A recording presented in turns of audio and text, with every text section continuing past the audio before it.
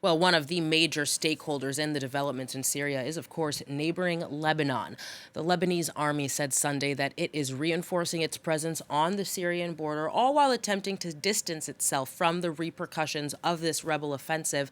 Lebanon also currently hosts around 2 million Syrian refugees, many of whom, of course, fled Syria after the start of the civil war about 13 years ago in 2011. For more, we're going to cross to our correspondent in Beirut, Rawad Taha. Hi there, Rawad. So what other reactions have we seen from Lebanese officials? This is a historical day, not just for Syria, but also for Lebanon. We haven't seen any official statements from the government yet. We've seen, however, a very interesting statement coming from the Syrian embassy here in Beirut. They issued a statement adopting the new Syrian flag of the Syrian opposition and making sure in that statement that the embassy will remain open to facilitate work for all Syrians in Lebanon. This is a very significant development. The embassy has been seen since the start of the civil war as an embassy for the Ba'ath regime only and not for all Syrians in Lebanon. So that's a start.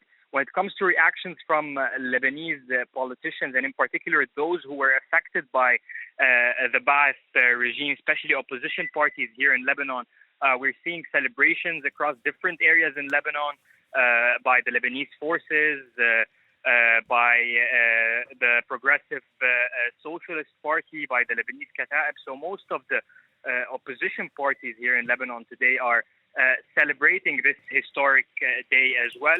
No official statements yet whatsoever from the Lebanese government. So how might the fall of Bashar al-Assad then, Rawad, impact Lebanon, at least in the short term to near future?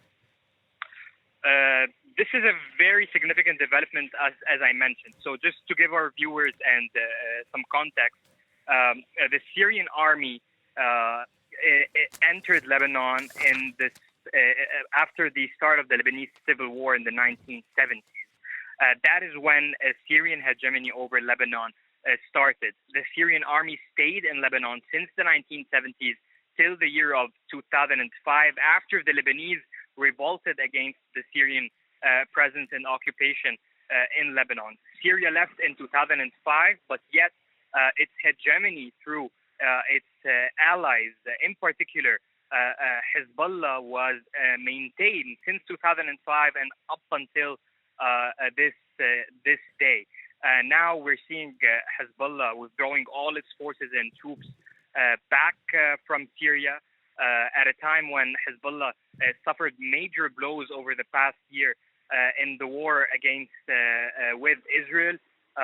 So indeed, this day is not only marking a new day in the history of the Syrian people and in Syria, but as well as a new day in Lebanon. The next day is not just about Syria, it's also about how will the Lebanese political parties and the Lebanese political actors come together to finally possibly find a resolution to all these crises without any hegemony by any outer power.